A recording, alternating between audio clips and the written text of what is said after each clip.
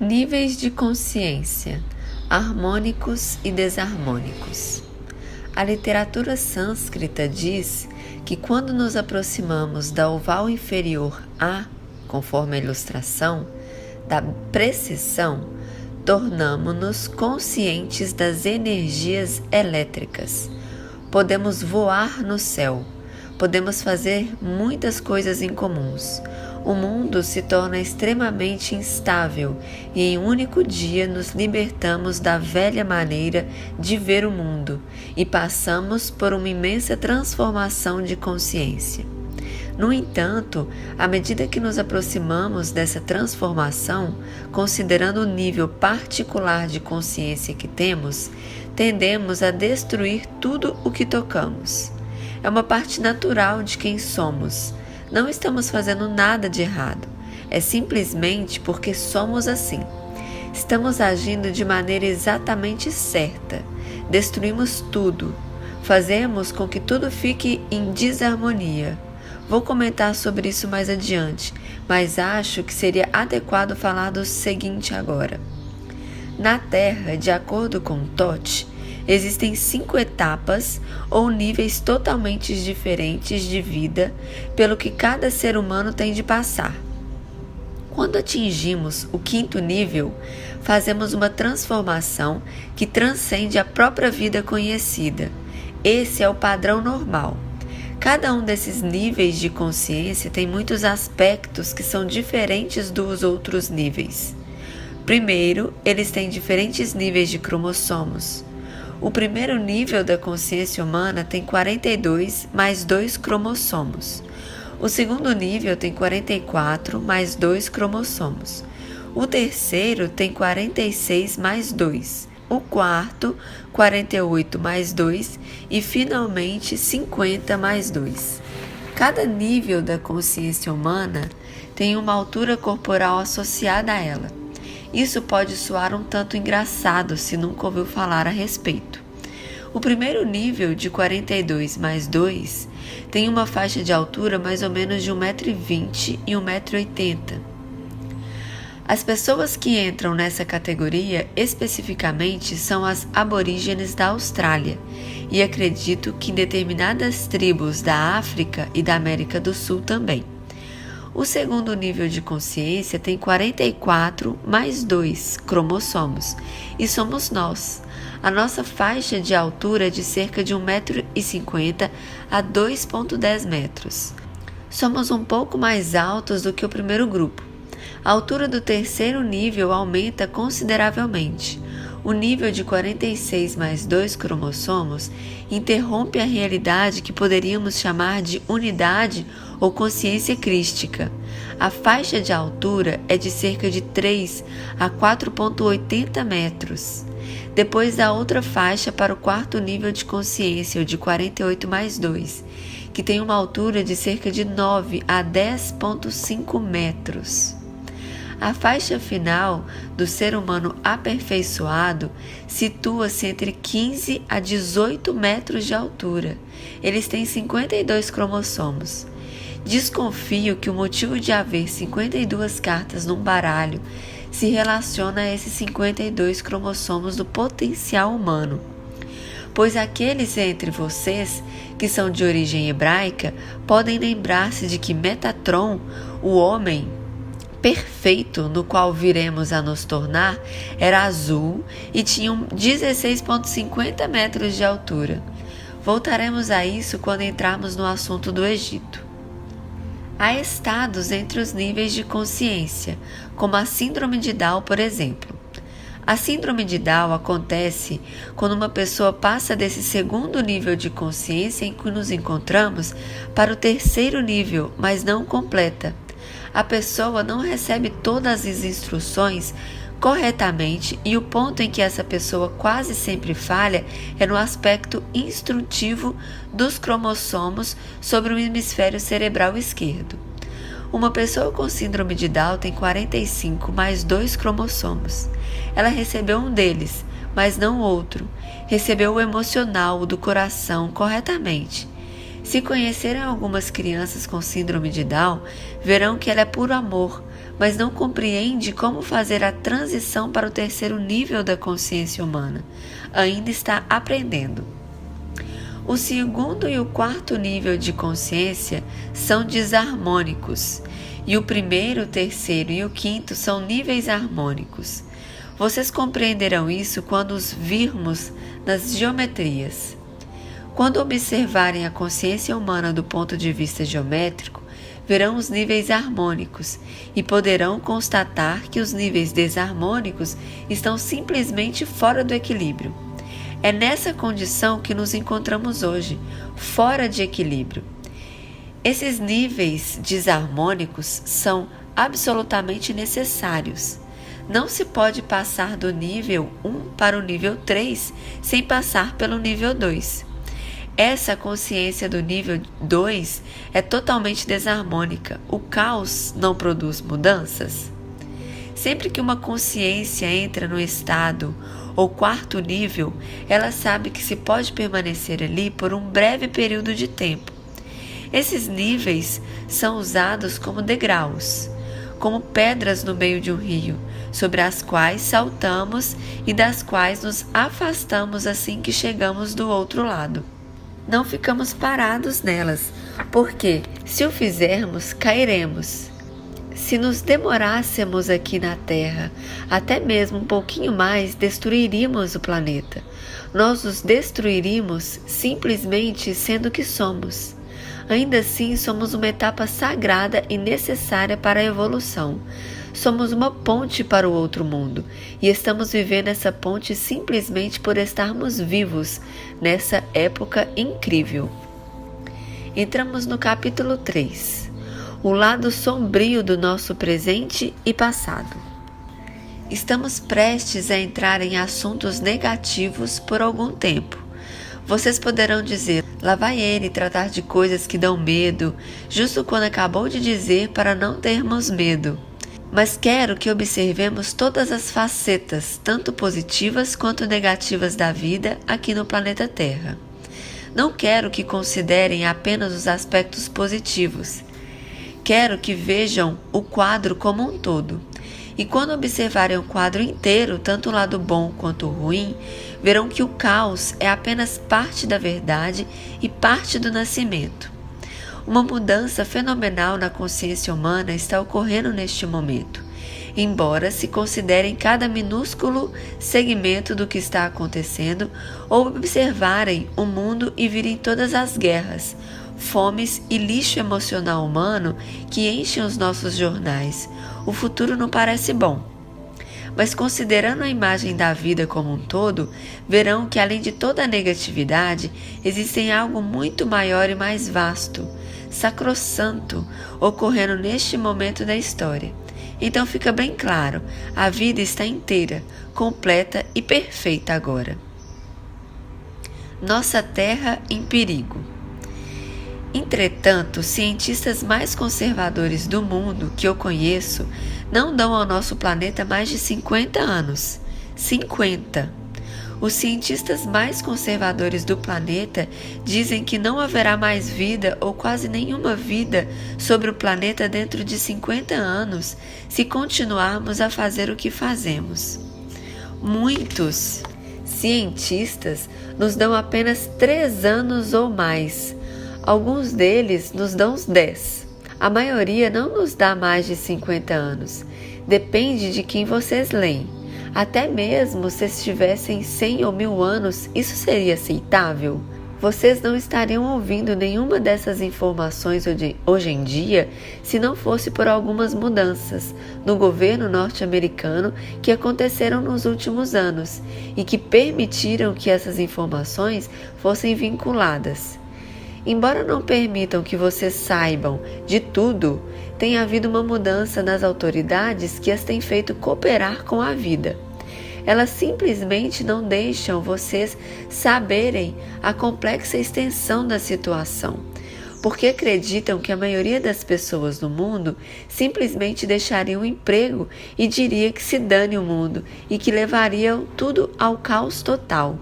Em vez de demitir-se, não seria o momento de concentrarmos-nos? A consciência humana é poderosa. Nós sabemos o que fazer. Somos mais do que o mundo comum sabe. Muito bem, vamos falar do lado sombrio. Eis a edição de 2 de janeiro de 1989 na revista Time.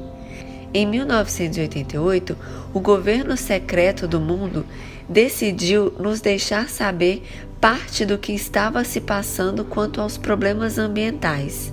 Essa foi a primeira publicação importante sobre o assunto no mundo.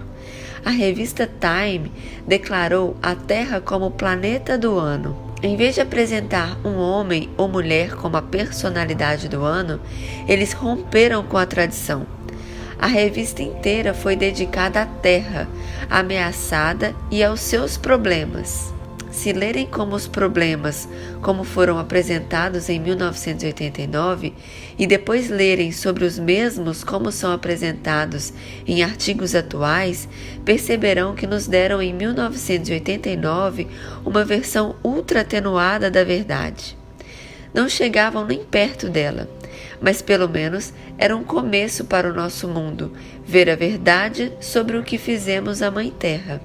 Vamos discutir apenas 4 ou 5 nos diferentes problemas da Terra, embora existam múltiplas conjunturas diferentes acontecendo. Se qualquer uma dessas conjunturas entrasse em colapso, toda a vida no planeta acabaria cessando. E no momento todas elas estão prestes a entrar em colapso. É só uma questão de qual delas entrará em colapso primeiro. E toda vez que um sistema cair, então todo o resto deles acabará seguindo o mesmo caminho.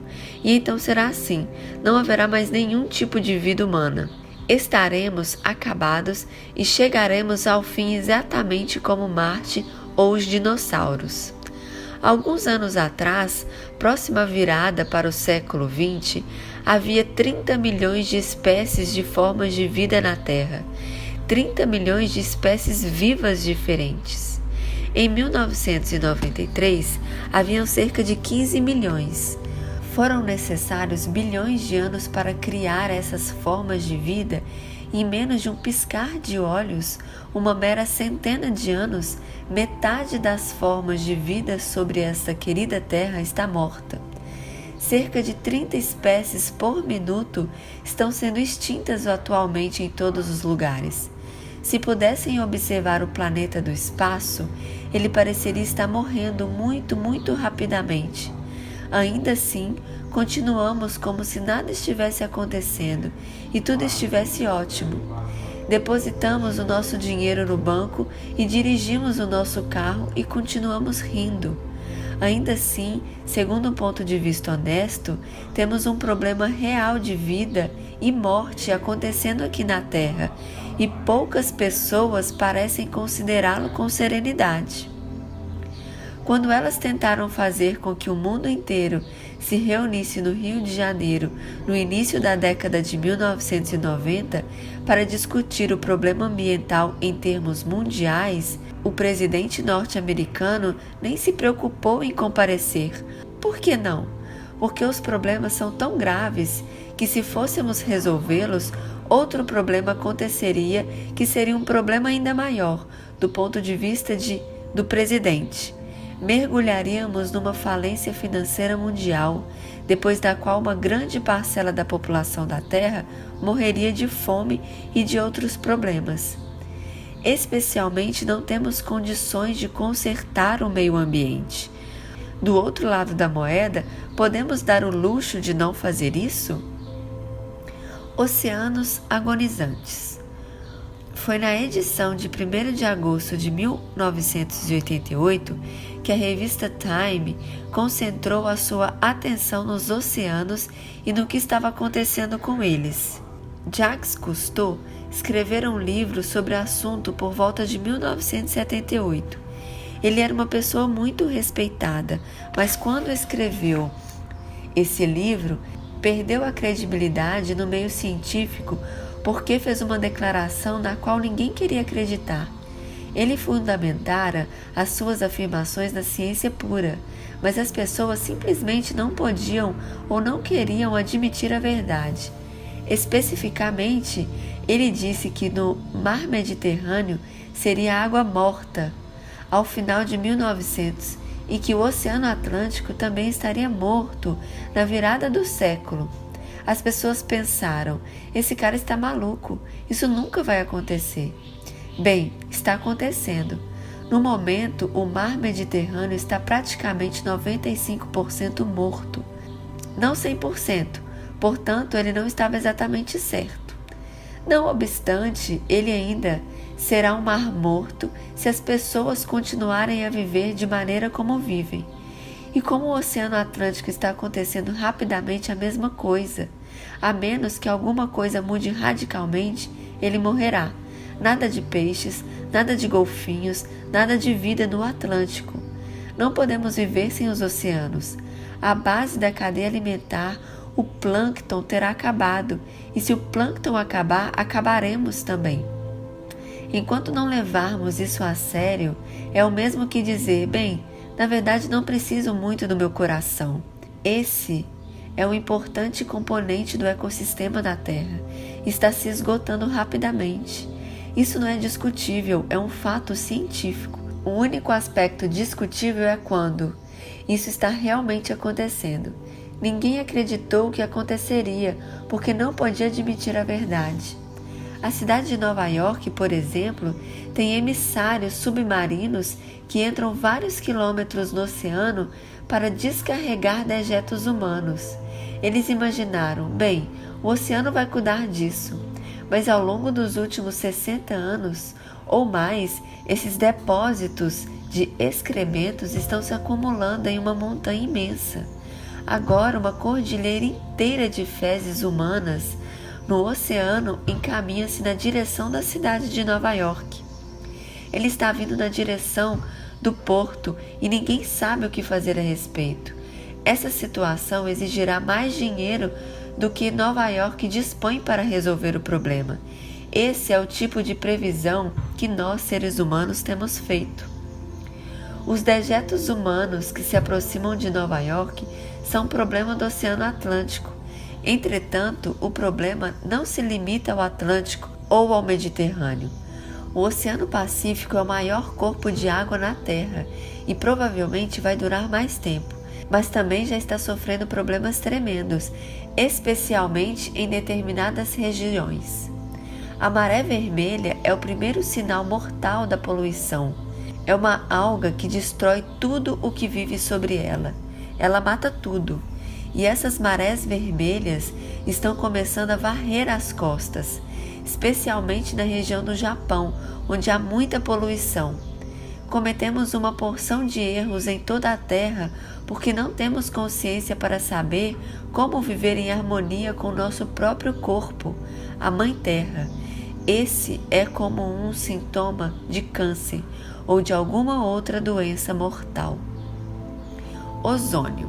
Eis aqui outro problema. O ozônio forma uma fina camada de cerca de 20 km de espessura. Ela é realmente uma camada fina e frágil, uma camada viva que está constantemente se reconstituindo. Sabemos muito pouco sobre ela, embora saibamos mais do que poderíamos saber, não fosse pela luz UVC, luz ultravioleta, banda C, que atravessa os buracos atualmente. Quando se começou a detectar enormes quantidades de UVC, especialmente como é mostrado aqui, chegando pelo Polo Sul, não se compreendeu como o volume poderia ser tão grande, porque os computadores não mostravam isso.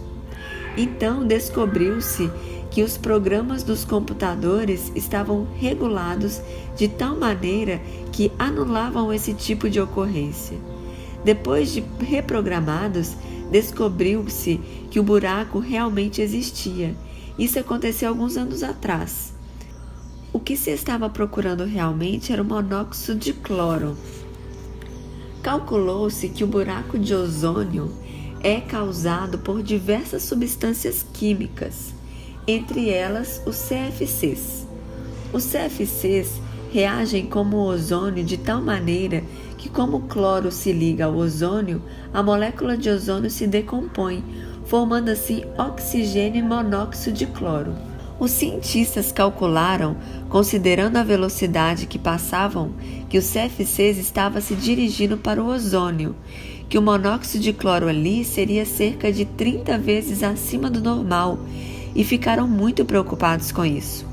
Então, os governos mundiais tentaram fazer com que as empresas que estavam produzindo CFCs, os gás freon e várias outras substâncias químicas que causam esse problema, parassem de produzir esses produtos e concentrassem em outras soluções.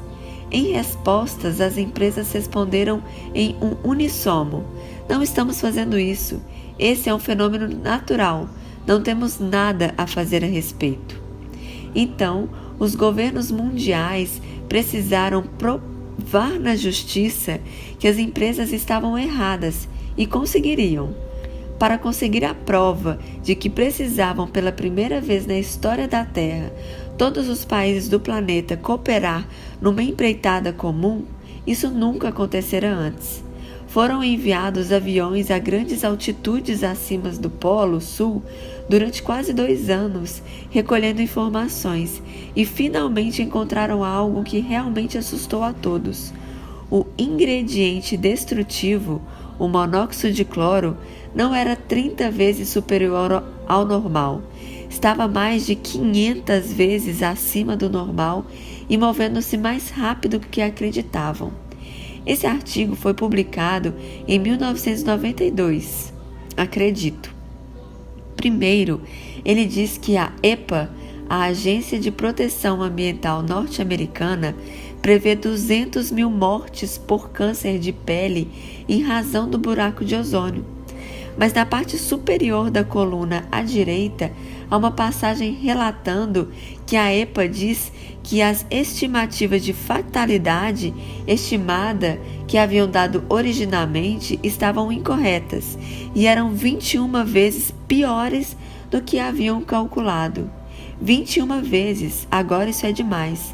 Não é como dizer, bem, é um pouco maior. É isso que os governos têm feito. Eles liberam pequenas doses de informações em artigos que não informam muito, não fazem muita coisa.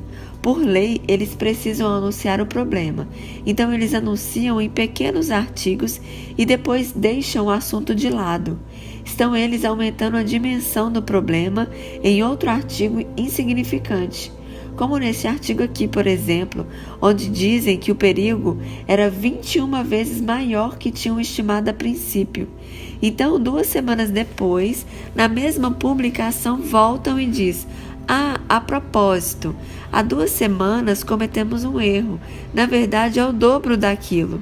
Bem, o dobro não parece muito, a não ser que significa que passou de 21 vezes para 42 vezes pior do que o primeiro estudo, o que é uma quantidade inacreditável. Se a verdade fosse revelada da primeira vez, teria dado uma impressão terrível e gerado medo. É isso que tem sido feito em todo o mundo há muito tempo. A única maneira pela qual os governos mundiais sabem como lidar com a situação é revelando pouco a verdade, por razões que vocês saberão mais adiante. Mas eles receiam dizer que estamos com problemas de verdade. Eles dizem apenas, bem, não é tão ruim, mas está ficando pior, e continuam dizendo coisas semelhantes. Bem, não só existe um buraco de ozônio no Polo Sul, mas agora existem outros no Polo Norte, e o resto do ozônio é como um queijo suíço. Em 1991 ou 1992, foi feito um importante programa de televisão sobre o buraco de ozônio. O programa reuniu todas as pessoas mais importantes ligadas ao assunto e foram discutindo os prós e os contras. Foi entrevistado um casal em especial. Não tenho o nome deles, mas eles também escreveram um livro sobre esse assunto vários anos atrás, prevendo que o buraco de ozônio seria uma realidade. Antes de nós nem sequer sabermos sobre o assunto, eles já haviam estudado tudo de acordo com o programa, e o ozônio atualmente apresenta uma mudança exatamente como eles disseram que aconteceria e na taxa que previam. Esse casal foi apresentado na TV como uma dupla de especialistas e o entrevistador perguntou: "Bem, e o que vocês pensam sobre o problema?" Esse entrevistador foi um tanto ingênuo ao perguntar: "O que vamos fazer? Vocês que sabem tudo a respeito do assunto, o que acha que vamos fazer quanto ao ozônio?" O marido respondeu: "Não há nada o que possamos fazer." Não acredito que gostassem de ouvir a resposta como essa nos canais de maior audiência. O entrevistador perguntou: "O que você quer dizer como não há nada o que possamos fazer?" Os autores responderam: "Bem, você acha que o mundo inteiro iria cooperar? O que é a primeira coisa que precisaria acontecer? E não poderíamos nem sequer fazer isso agora, uns 15 anos depois. Imagine se vamos conseguir que o planeta inteiro diga: muito bem, vamos parar com tudo hoje. Nenhum desses compostos químicos que estão destruindo a camada de ozônio jamais será usado uma vez." O autor continuou: "Muito bem, suponha que isso aconteça. Suponha que o mundo inteiro pare. Isso ainda não resolve o problema." E o entrevistador insistiu: "Como assim? O problema não se resolve por si mesmo?" O autor respondeu: "Não, porque o gás que usamos ontem prende-se à superfície do solo e os CFCs levam de 15 a 20 anos para subir até a camada de ozônio. Essa camada que está subindo e consumindo o ozônio continuará por 15 a 20 anos, mesmo que paremos com tudo hoje. E ela continuará a consumir cada vez mais rápido, porque usamos cada vez mais dessas substâncias químicas nos últimos anos." Ele conclui: "Não existirá sequer uma camada de ozônio. Acho que ele disse em 10 anos. Não vejo soluções nenhumas para o problema. Se perdermos o nosso ozônio, estaremos com um grande problema. Todos os animais do mundo ficarão cegos. Vocês não serão capazes de sair de casa durante o dia sem um traje especial, o que significa que cada centímetro da sua pele precisará estar coberto. Óculos especiais contra UVC e tudo mais. Em pouco tempo, a luz UVC acabará por matar todos vocês e estaremos nos aproximando rapidamente disso. Se vocês não pensam assim, leiam o que o Wall Street Journal publicou em janeiro de 1993. O jornal publicou o que está acontecendo no sul do Chile, que está mais próximo do buraco de ozônio do Polo Sul. Os animais estavam começando a ficar cegos. As pessoas que moravam lá tinham uma pele grossa e escura. Embora tivessem passado a maior parte da vida ao ar livre, estavam queimando com a luz do dia. E isso estava se espalhando pelo norte do Chile e começando a acontecer em toda parte. Por causa do aspecto de queijo suíço de toda a camada de ozônio, os lugares em toda a Terra estão se tornando inseguros. Nunca se sabe onde esses pontos estarão, porque eles se movem sobre a face da Terra de ano para ano. Esse problema do ozônio está acontecendo agora, não amanhã ou depois, nem que sabe algum dia. Está acontecendo nesse exato minuto. Daqui a mais alguns anos estaremos realmente com problemas muito sérios. Sabe-se sobre o problema do ozônio, pelo menos desde quando Reagan era presidente nos Estados Unidos. Quando as agências ambientais lhe perguntou: "O que faremos quanto ao problema do ozônio?"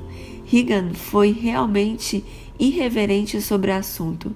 Ele respondeu mais ou menos assim: se for o caso, vamos distribuir capas de chuva e óculos escuros para resolver o problema.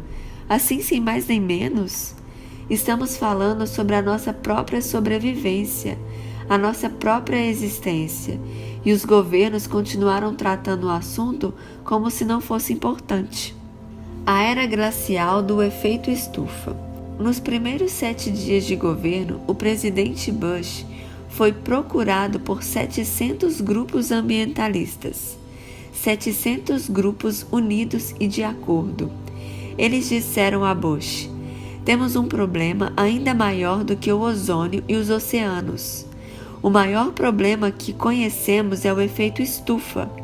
Se não for controlado muito em breve, o efeito estufa destruirá o planeta. Era sobre essa questão que todos estavam de acordo e o que acreditavam que fosse verdade. Por algum tempo, Gorbachev e os governos mundiais falaram sobre como iriam enviar estações espaciais para monitorar o ambiente e encaminhar as ações responsáveis. Gorbachev foi o que mais pareceu entusiasmado com o assunto, então acho que eles desistiram de tudo, simplesmente se renderam, embora ainda observem essas coisas com muita atenção. É uma situação sumamente desesperadora. A mancha acima da Austrália e da Nova Guiné alcançou a temperatura mais quente do oceano em toda a história registrada em 1992. Foi de 30 graus Celsius nesse ponto. Trata-se de água do oceano a 30 graus Celsius. Se isso continuar a espalhar-se pelo Equador, fará exatamente o que John Hamaker previu. Se estiverem familiarizados com Hamaker e suas teorias, ele tem fortes evidências de que a água nessa temperatura elevada acontecerá algo muito diferente de um planeta aquecido. O planeta vai se tornar frio, muito frio. O Dr. Hamaker prevê uma era do gelo se abatendo sobre nós dentro de alguns poucos anos. Não entrarei totalmente na dinâmica do chamado efeito estufa, mas uma parte íntima essencial desse fenômeno está ligada a rochas, minerais e árvores. Em média, 1 hectare de árvores guarda em si aproximadamente 20 mil toneladas de dióxido de carbono. Quando as árvores são cortadas, queimadas ou simplesmente morrem, todo aquele dióxido de carbono é liberado na atmosfera. E quando a atmosfera contém um determinado nível de dióxido de carbono, ela impulsiona o início de uma era do gelo. Hamaker descobriu provas de que isso é o que provocou as últimas eras do gelo no planeta. Ele descobriu as últimas evidências basicamente pelo estudo de amostras do núcleo tiradas dos leitos dos lagos antigos.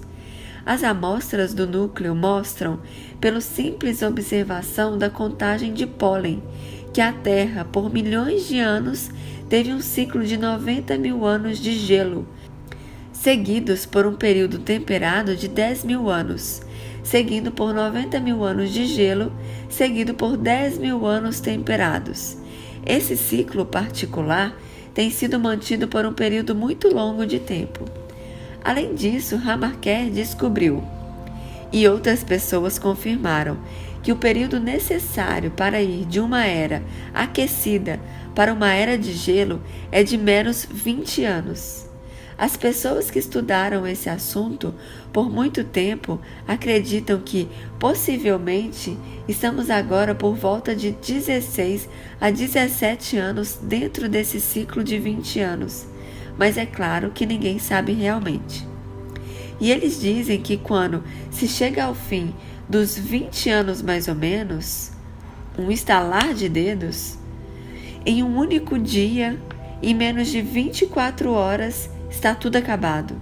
As nuvens cobrem a terra, a temperatura média cai para cerca de 45 graus abaixo de zero e a maioria das regiões do mundo não vê a luz do sol por 90 mil anos. Se esses sujeitos estiverem certos, temos apenas mais alguns anos de luz solar. Continuaremos a ficar cada vez mais aquecidos, cada vez mais quentes, até chegar aquele dia, então, pronto, está tudo acabado. Então não vou dar todos os detalhes da obra de Hamaker, mas sugiro que pesquisem por si mesmos se quiserem informar-se sobre a respeito. Ele tem evidências importantes. Estudem o que ele diz. O livro é intitulado The Survival of Civilization. A era do gelo ao aquecimento, uma mudança rápida. Os cientistas acabaram de descobrir outra surpresa, que deixou algum deles chocados e praticamente incapazes de acreditar. Eles pensavam que quando uma era de gelo recua, seria necessários milhares de anos para o aquecimento voltar. Mas agora eles têm evidências de que são necessários apenas 3 dias, conforme afirma um artigo publicado na revista Times. São necessários 20 anos para ir de calor ao frio e 3 dias para ir do frio ao calor. Então, o efeito estufa é um problema importante e grave. Ninguém conhece a resposta, mas o que assusta é que estão tentando instigar supostas respostas que não foram comprovadas. Estão lutando para ver de quem é a melhor resposta e quem vai fazer o quê, mas ninguém sabe. É como o caso do ozônio. Surgiram mais ou menos 15 ideias diferentes sobre o que fazer para resolver o problema do ozônio, e ninguém sabe como melhorar a situação ou piorar. Ninguém sabe o que essas coisas vão fazer, porque nunca foram feitas antes. Parece que estamos querendo fazer experiências em nós mesmos para descobrir se vamos conseguir ou não. Bombas atômicas subterrâneas e CFCs. Acima disso, todos os tipos de outros problemas estão ocorrendo. Algumas coisas são tão assustadoras que os governos receiam dar qualquer informação a respeito. Eles não dirão sobre uma coisa que eu simplesmente preciso comentar, porque é tão importante que alguém precisa dizer alguma coisa. Sei que eles não querem que eu comente sobre o assunto, mas não acho que irão me impedir. Estamos encontrando os CFCs na atmosfera superior. Agora, as autoridades do governo estão dizendo que os produtos com CFC, como o freon, irão flutuar porque são mais leves do que o ar. Mas adivinhem, e vocês cientistas podem verificar isto, os CFCs não são mais leves do que o ar, eles são 4 vezes mais pesados do que o ar. Eles afundam, não sobem. Então como é que foram parar lá em cima? Pode ter sido por causa das 212 bombas atômicas da superfície que os nossos governos detonaram no mundo. Muitas pessoas desconfiam de como todo aquele CFC foi parar lá em cima antes de mais nada, e que realmente não foram nós que causamos a maior parte do problema com os nossos condicionadores de ar. Foram os governos atômicos mundiais. A certa altura, eles passaram a detonar as bombas no subterrâneo e pensamos: tudo bem, eles estão detonando no subterrâneo, não vai acontecer nada agora. Isso não está certo, pessoal. Essa é provavelmente a coisa mais perigosa que está acontecendo no mundo atual. Ainda mais que o HAARP, H-A-A-R-P, e eles continuam a praticá-lo. Não posso provar o que direi em seguida, portanto não acreditem enquanto não puderem provar. Adam Trombley, um cientista famoso que acompanhou importantes trabalhos científicos, tem monitorado a detonação de bombas atômicas no subterrâneo em todo o mundo. Provavelmente ele sabe mais sobre esses assuntos do que qualquer outra pessoa no mundo. Até mesmo os governos reconhecem isso. Trombley explica o que acontece quando essas bombas atômicas são explodidas no subterrâneo. A energia simplesmente não permanece lá. Ela precisa ir para algum lugar.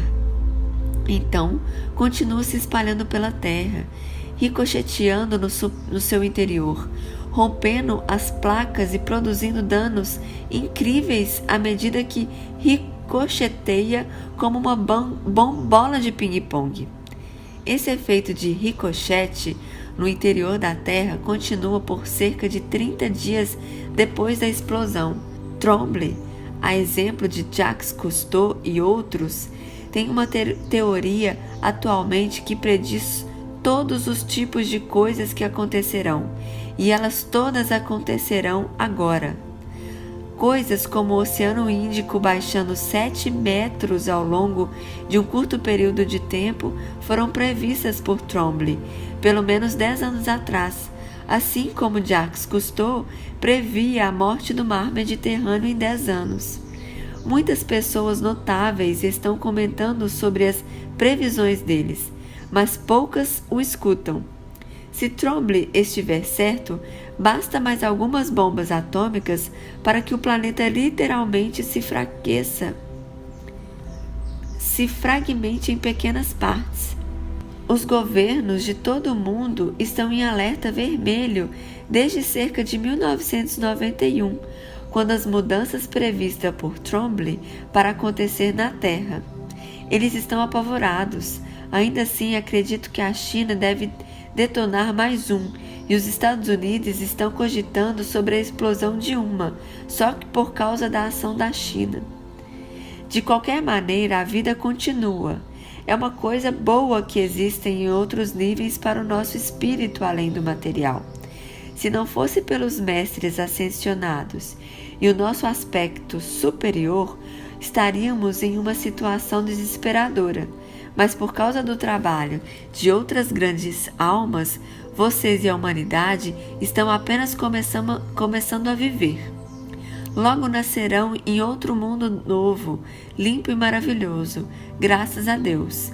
E nenhum devemos agradecer a mais ninguém a não ser a Deus. Vamos ficar bem depois disso tudo, e ainda assim vou continuar.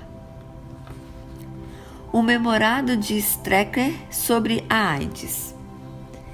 Eis um último drama.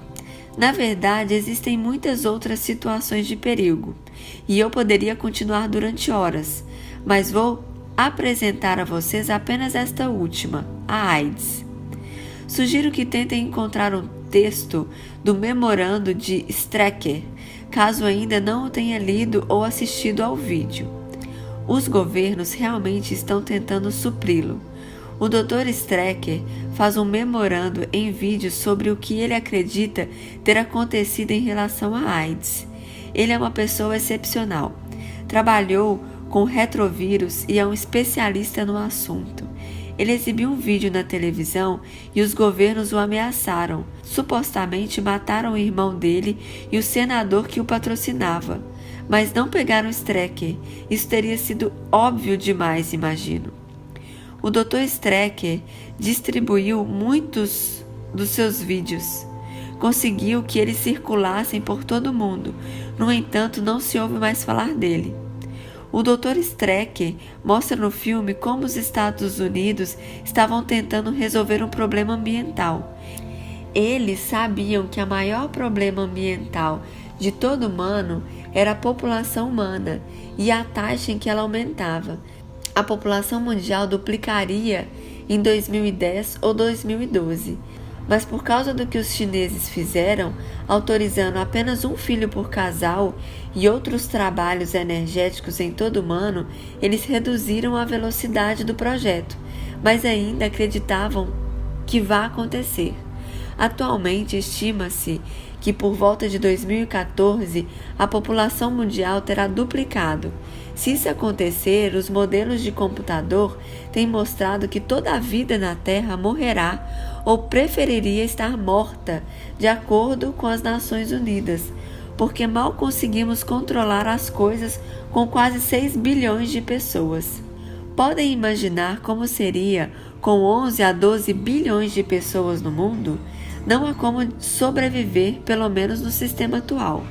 Portanto, se vocês estivessem nos Estados Unidos, soubessem que esse desastre potencial estaria prestes a acontecer e precisassem tomar uma decisão, o que fariam? Não estou julgando as pessoas que fizeram isso. Simplesmente se coloquem na posição de grande poder que elas ocupam. Vocês veem que a Terra está seguramente à bancarrota, que será totalmente destruída se nada mudar. Então eles tomaram uma decisão, e o Dr. Strecker mostrou exatamente isso com o memorando na televisão. As Nações Unidas decidiram que, em vez de esperar chegar a ameaça de 11 milhões de pessoas, produziram um vírus ou uma doença que eliminasse especificamente 3/4 da população na Terra. Em outras palavras, em vez de aumentar para 11 bilhões, eles queriam reduzir a população atual em 3/4.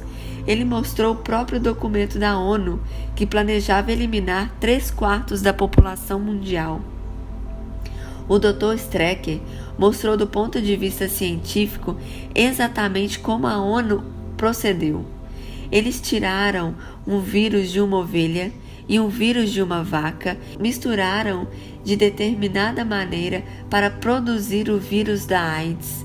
Mas antes de começar a disseminá-lo, eles também produziram a cura para ele. Os governos têm a cura neste exato momento, de acordo com o Dr. Strecker.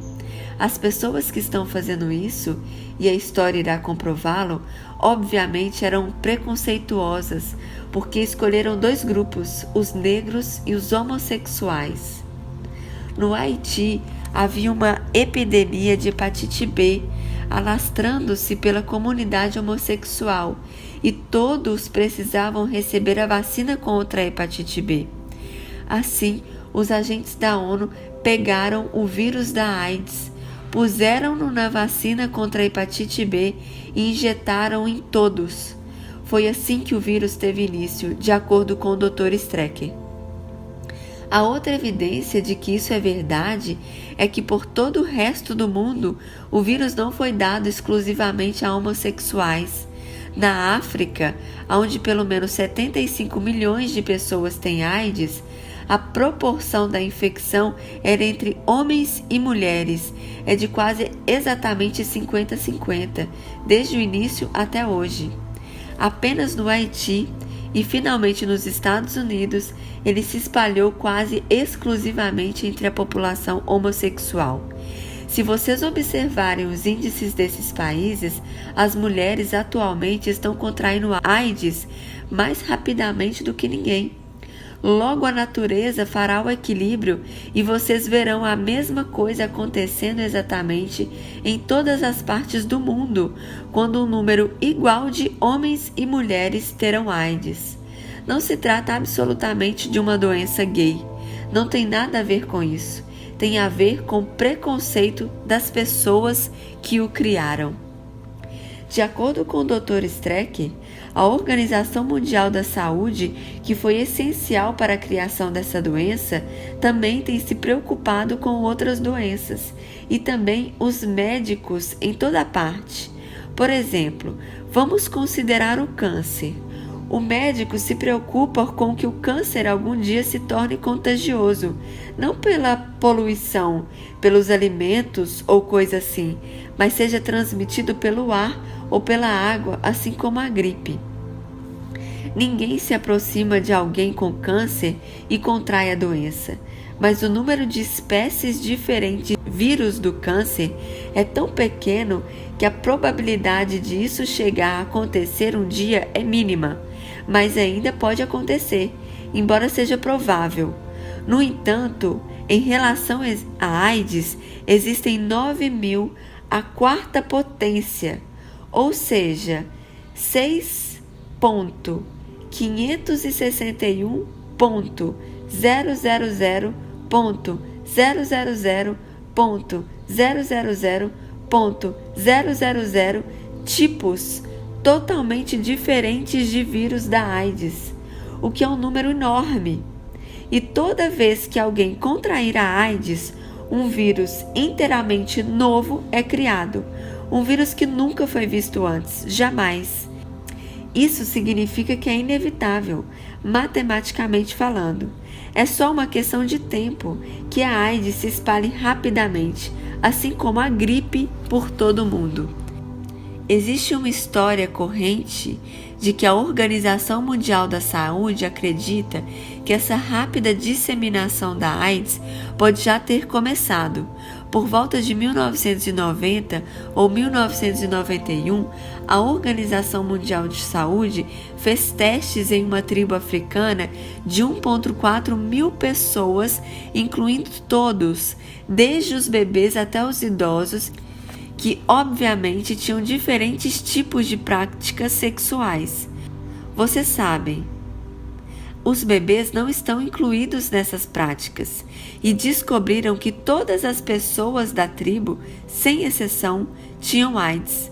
Foi quando a Organização Mundial de Saúde anunciou secretamente que o vírus provavelmente já estaria sendo disseminado pelo ar ou pela água e que poderia acabar se espalhando rapidamente, assim como a gripe comum.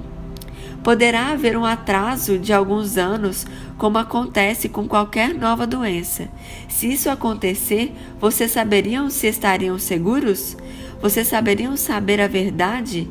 Vocês são mais do que vocês sabem. Uma perspectiva sobre os problemas terrestres. Se não fôssemos seres multidimensionais, se não fôssemos apenas corpos materiais ligados à Terra e não tivéssemos nenhum outro lugar para ir, estaríamos em uma situação muito grave. Mas por causa de quem somos, o que está para acontecer à Terra poderá tornar-se um instrumento para um enorme crescimento. Lembre-se, a vida é uma escola, Maia é Maia. Mas ainda assim, se percebermos a situação incrivelmente perigosa em que nos encontramos, poderemos despertar para quem somos. O único movimento de eu estar simplesmente pronunciando essas palavras e não as mantendo em segredo é porque somos como um grupo de pessoas em um barco prestes a naufragar. É um grande furo nele e a água está entrando.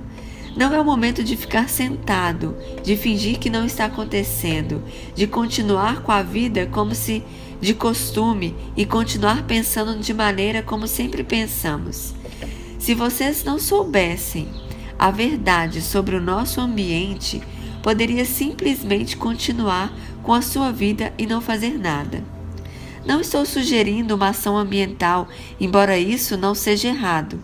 O que mais me preocupa é uma modalidade de ação interior, espiritual, uma meditação que recupere a sua ligação com todas as formas de vida em todo lugar.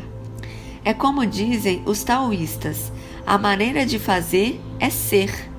Não há nada de errado em agir externamente, mas há outro tipo de ação que é necessária aqui, creio eu. Ela requer um estado mental em que possamos perceber a situação, comecemos a levá-la a sério e trabalhar no sentido de podermos fazer alguma mudança real na nossa consciência. Essa mudança interior, em que precisamos nos concentrar e compreender pouco a pouco, irá se desenvolver à medida que continuarmos. Quem estender a outro lado dessa moeda de vida vai perceber que esses problemas ambientais não são um problema de verdade quando a consciência superior entra no mundo em terceira dimensão, embora do ponto de vista de terceira dimensão pareça o fim da vida. No próximo vídeo falaremos sobre a história do mundo.